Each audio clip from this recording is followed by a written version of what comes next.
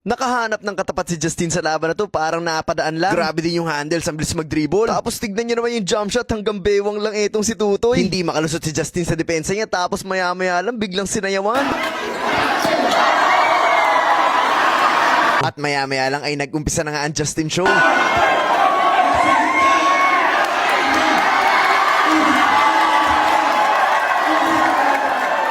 Sigawan ng tao dahil excited sila dahil malupit din itong mga kalaban niya. At umpisa pa nga lang talaga napakataas na ng kumpiyansa.